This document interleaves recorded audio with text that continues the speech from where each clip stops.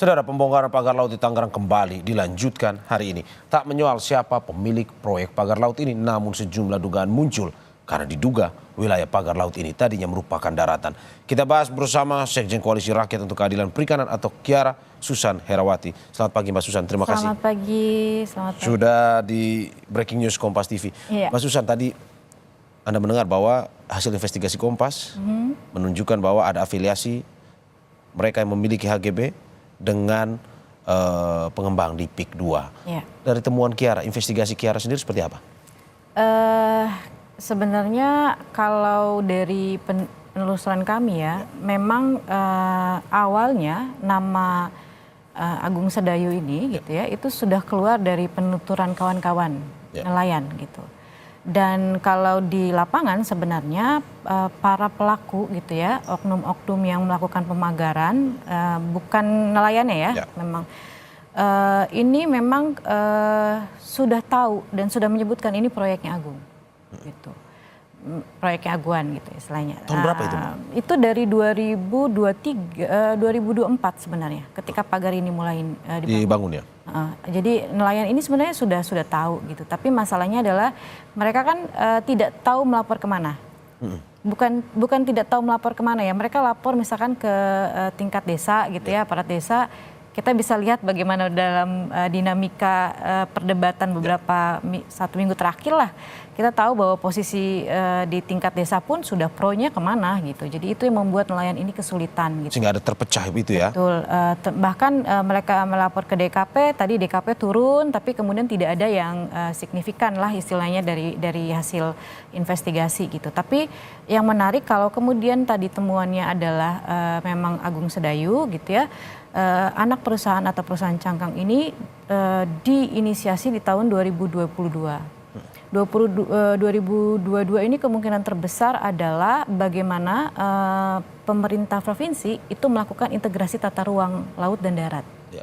Karena di 2023 sebenarnya tadi integrasi tata ruang darat dan laut di bulan Maret khususnya itu keluar. Baru HGB itu keluar tuh di bulan Agustus. Jadi ada sebenarnya timeline waktu gitu yang berhubungan ya. Ya memang nyambung gitu. Jadi memang perusahaan dulu disiapin sembari kemudian diperbaiki tuh versi mereka ya RT RW-nya supaya ada ruangnya, kemudian baru disahkan keluar HGB gitu. Itu jelas semua terang. Baru kemudian di 2024 pagarnya dibangun. Gitu. Ini menarik. Anda mau bilang ini sudah direncanakan sejak awal? Sudah pasti direncanakan. Karena kita nggak bisa menafikan ini tidak direncanakan. Karena timelinenya tidak terlalu panjang gitu. Kalau kemudian narasi yang dibangun adalah ini adalah bekas daratan yang kemudian abrasi gitu. Kita harus lihat lagi gitu dari peta, kita harus membongkar data lah gitu istilahnya. Nggak bisa kita mengklaim bahwa ini daratan yang kemudian terjadi penurunan muka tanah kemudian juga jadi abrasi gitu. Ini yang harus orang ilmu kelautan yang memang harus bicara gitu. Karena tidak dengan bisa, claims, nggak bisa gitu. Oceanografi atau apapun itu orang-orang yang memang punya ilmu itu yang memang harus bicara. Karena kalau kami melihat ini bukan abrasi. Ini kami yang bekerja di laut ya. Bukan ahlinya kelautan. Tapi kami melihat ini bukan abrasi sebenarnya. Bahwa itu perairan, iya gitu. Kalau memang ada sliding atau penurunan, itu kemungkinan pasirnya aja yang turun. Tapi itu memang bukan sama sekali abrasi atau pengikisan pantai itu ya? Tidak, bukan.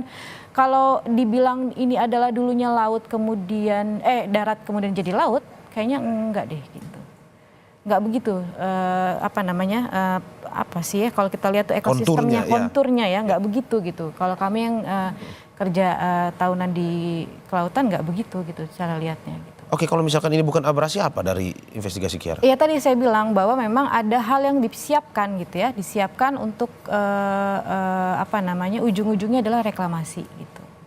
Karena semuanya tuh jadi sebenarnya ini bukan kita mau main tebak-tebakan, tapi semuanya jadi nyambung gitu dengan timeline tadi saya lihat juga 2022. Berarti memang itu ketika lagi diskusi perumusan RT RW, integrasi tata ruangnya gitu, RZ dan RT RW itu disatukan, berarti disitulah perusahaan itu sudah didirikan. Oke, kita kembali langsung ke lapangan. Pada saat itu, ketika Kiara melihat cerita dari para nelayan, pada saat pagar bambu ini ditanamkan di situ, dalam arti bahwa tidak ada persetujuan ataupun meminta izin dari para nelayan ini untuk melakukan itu, tapi langsung ditanamkan, akhirnya nelayan hanya tahu saja ini miliknya siapa dan segala macam. Iya, yang menjadi permasalahan terbesar dari bangsa ini adalah partisipasi masyarakat itu tidak benar-benar partisipasi gitu. Ya. Tidak ada meaningful participation gitu. Jadi kami terus terang sering mengatakan ini. Jadi dalam satu perumusan penentuan ruang memang seolah-olah ada nelayan yang dilibatkan, tapi cek deh apakah beneran nelayan yang ikut gitu. Karena beberapa temuan kami misalkan dari diskusi kemarin yang hadir juga bukan benar-benar nelayan, kan cuman katanya gitu. Tapi nelayan ini yang kemudian jadi silent majority atau orang-orang yang kemudian terdiam gitu, itu nggak punya posisi tawar selain bilang ya mereka ya nggak tahu, orang nggak pernah diundang gitu. Oke. Jadi memang negara harus belajar tentang bagaimana sih konsep meaningful participation gitu dalam perumusan satu kebijakan, penentuan ruang dan lain-lain gitu. Karena ini yang selalu menjadi masalah di akar rumput ya, petani, nelayan dimanapun gitu, itu yang jadi masalah. Gak bisa representasi itu jadi posisi, ya memang itu yang dibutuhin, gak bisa gitu. Anda mau bilang dengan melihat pembongkaran yang terjadi kemarin, di mana nelayan ikut serta, itu bagian dari protes nelayan selama ini juga ya? Saya jujur ya, sedih gitu ya. Sedih karena ujung-ujungnya nelayan lagi. Karena memang kenapa harus nelayan yang turun? Nelayan yang paling tahu perairannya. Itu berarti nelayan murni. Itu aja cara ngetesnya. Kalau dia memang nelayan, itu mereka paling tahu tuh cara ininya perairannya gitu. Jadi saya sedih terus terang. Perusahaan yang melakukan pengerusakan, nelayan juga yang ngurusin. Kenapa nelayan mau turun? Karena ini soal ruang hidup mereka. Dan itu mengganggu, berdampak pada ruang hidup mereka? Jelas. Dari hasil pendalaman Kiara di lapangan? Jelas. Cek ke mereka ya, dari penelusuran kawan-kawan, bahkan yang kalau kemarin ya dari daerah lain, dari Serang pun sampai turun kemudian teriak gitu ya. Karena memang jangan melihat laut itu hanya dari 0 sampai 12 mil, tapi lihat laut seperti mangkuk besar. Kalau satu yang rusak, maka yang lain akan rusak. Satu dirusak, lain akan rusak. Itu ada efek domino yang nggak bisa dielakkan. Itu adalah laut gitu. Makanya kemudian kawan-kawan itu mau turun, itu karena memang mereka sangat terganggu. Cek mereka itu pendapatannya itu pasti 50% itu hilang dalam beberapa waktu terakhir ketika pagar laut ini dibangun. Ya karena katanya harus memutar lebih jauh dalam laut. Memutar lebih jauh, ada pemberat yang di bagian bawah, ada waring, ada bambu yang kemudian kalau kawan-kawan lewat itu perahunya nyangkut. Baling-balingnya ya, entah itu di waring, entah itu di bambunya. Dan kalau dibilang ada ruang untuk nelayan lewat, itu hanya cukup untuk perahunya aja. Karena kami sudah naik gitu ya, sampai harus apa ya, kalau orang tuh sampai ngeringket gitu ya, karena saking kecil. Bayangkan kalau mereka pulang dalam keadaan gelap, bahaya itu mereka. Oke, membahayakan dan juga seperti tidak ada perhatian. Tetapi tahan dulu sebentar, Mbak, kita saksikan usai jeda berikut.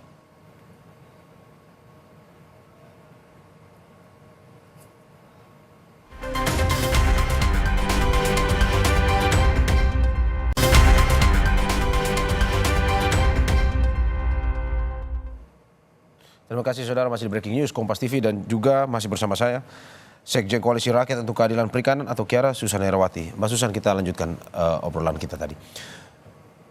Dari hasil pendalaman yang dilakukan Kiara, pada akhirnya apakah memang sesuai dengan perusahaan-perusahaan yang disebutkan oleh Menteri ATR BPN Nusron Wahid kemarin atau mungkin berbeda sebenarnya?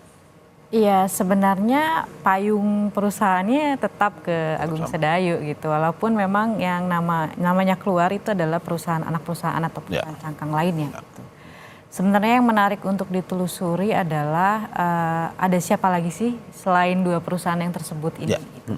Artinya harapan terbesarnya memang jangan hanya menumbalkan dua perusahaan, padahal kalau kita lihat dari persil yang sudah keluar, persil tanah di atas perairan yang sudah keluar itu,